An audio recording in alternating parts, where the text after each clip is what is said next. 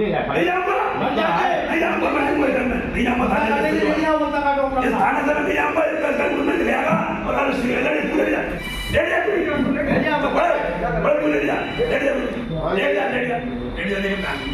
मंदिर आके वकीलों के साथ वकीलों के साथ अन्याय हो रहा है, न्याय करो, मुकदमा लिखो, लो मारो बंद करो थाने में। वकील साहब परिचय दीजिए अपना। मैं दुर्गेश शर्मा एडवोकेट हूँ, दीवानी में प्रैक्टिस करता हूँ। मैं दुर्गेश शर्मा एडवोकेट हूँ, दीवानी में प्रैक्टिस करता हूँ और दयालबाग में खासपुर में मागौरी टाउन में रहता हूँ। जी, क्या घटना हुई आपके साथ? घटना ये हुई कि मेरा पड़ोसी है, वो अपने घर की मरम्मत का काम करा रहा था, तो उसने मेरे पिलर और गेट तोड़ दिए थे। जी, इस बात को लगभग 2 महीने हो गए। मैंने उससे कहा भाई तुम अपना काम पूरा करा रहे हो, मेरे पिलर और गेट तोड़ दिए, इनको बनवाओ। पहले वो टालता रहा।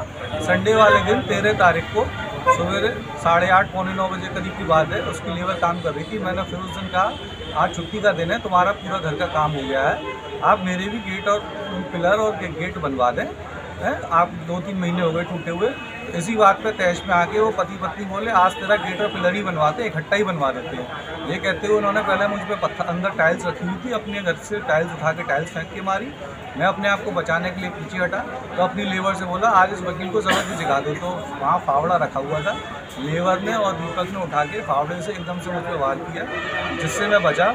जब मैं बच के अपने घर के अंदर आया, इन लोगों ने अपनी लेबरें और बुला ली। मैंने अपने घर के गेट का ताला लगा लिया, तो ये लोग बल्ली से मेरे गेट को तोड़ने लगे और गेट कूद के अंदर आ गए।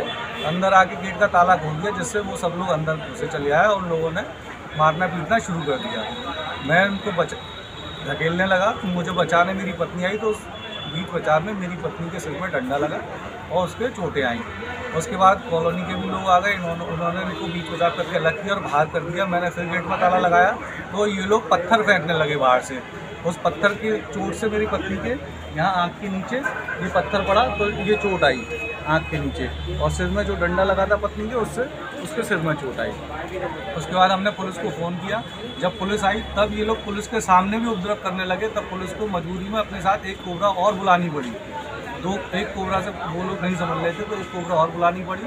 तब जब पुलिस वाले ज़्यादा संख्या में पहुँचे तब इन लोगों ने वहाँ से कहते हैं ये लोग हटे हैं, और फिर पुलिस वालों ने सारी हमारे घर की स्थिति देखी। तब उन्होंने कहा आप थाने जाइए। थाने में क्या हुआ? मुकदमा लिखा गया उसी दिन? जब मैं थाने पहुंचा तो पुलिस वाले कोबरा वाले उन लोगों को पकड़ के ले गए थे, मुल्जिमान को जिन्होंने वो हमला किया था। और उस दिन क्या कहते हैं मैंने तहरीर दी, और लेकिन पर उस दिन मुकदमा नहीं लिखा गया, बस उनको थाने में बिठा ले रखा। हमें आश्वासन दिया गया कि मुकदमा आपका लिख लिया जाएगा। हम इस आश्वासन पर वहाँ से चले आए, पर बाद में हमें पता चला कि मुकदमा नहीं लिखा, उन लोगों को छोड़ दिया है। और वो लोग छूट के जब आए तो वहाँ पे एलानिया आपस में बात करते हुए कहते हैं निकल गई सारी वकालत। हमने क्या की, हम तो दाम देख के छूट के आए हैं, और अभी तो फावड़ा वो करा था, फावड़े में मज़ा नहीं आता, अब तो कटर से काटेंगे तभी मज़ा आएगा। तो वकील साहब आप जैसे आगरा दीवानी में प्रैक्टिस करते हैं, तो किसी बार के भी मेंबर होंगे आप? मैं आगरा बार एसोसिएशन का मेंबर। उन्होंने आपका कोई सहयोग किया? मैंने आगरा बार के कई सदस्यों को उस दिन फ़ोन किया, किसी के फ़ोन नहीं उठे, किसी का फ़ोन नहीं मिला। आगरा बार से उस दिन कोई सदस्य नहीं आया। मेरे अपने व्यक्तिगत मित्र जो है वो मेरे साथ आए, मैंने उनको फ़ोन किया तो मेरे मित्र आए थे। फिर मैंने अपने वरुण गौतम जी को, जो मेरे मित्र हैं, उनको भी फ़ोन किया, वो भी आए, और मेरे अधिवक्ता और अन्य मित्र रितेश। तो वकील साहब जैसे आप बता रहे थे कि उस दिन आपका मुकदमा नहीं लिखा गया, उन्हें छोड़ दिया गया, तो आज 13 तारीख से लेकर आज 16 तारीख है, क्या अब तक मुकदमा आपका लिख गया? जब मुकदमा नहीं लिखा गया तो फिर हम सभी अधिवक्ता फिर एकत्रित हुए, वरुण गौतम जी का उसमें विशेष सहयोग रहा।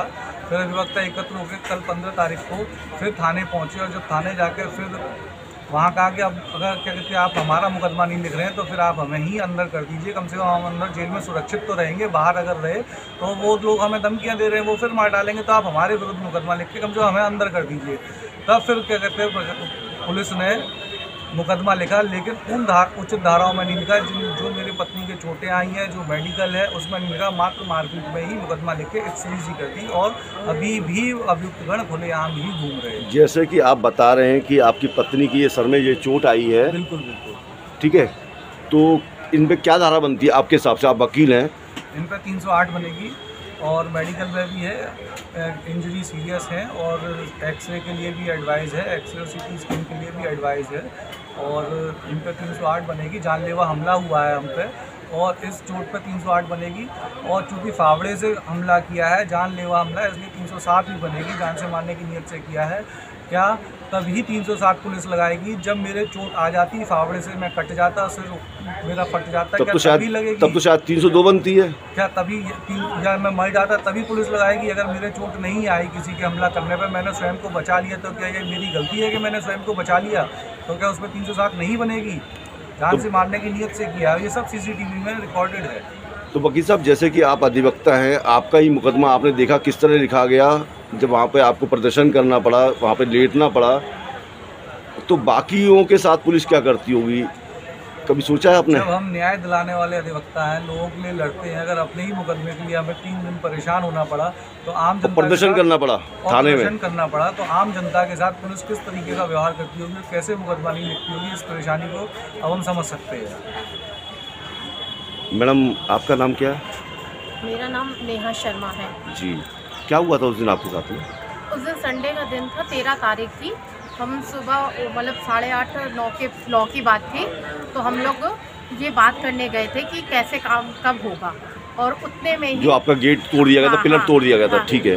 तो ये बात करने गए थे, तो बस उस थोड़ी देर में मुझे आवाज़ ही आई, ये कह रहे कि बचा बचा, और एकदम से देखा तो वो आदमी फावड़ा लेके, मैं अंदर से भागती हुई आई, फावड़ा लेके तो इनको पीछे करा, तो वो डंडा लग गया मुझे, और फिर उसके बाद 20-25 आदमी आके हमारे गेट पे एकदम से 2-3 तो उतरे, और उन्होंने ताला मतलब खोल के अंदर करने की कोशिश की, और उसी चक्कर में डंडा और पता नहीं पत्थर या ईंट क्या लगा, पूरा मतलब मुंह इस तरह से, और सर पे मेरे ये हाल हो गया।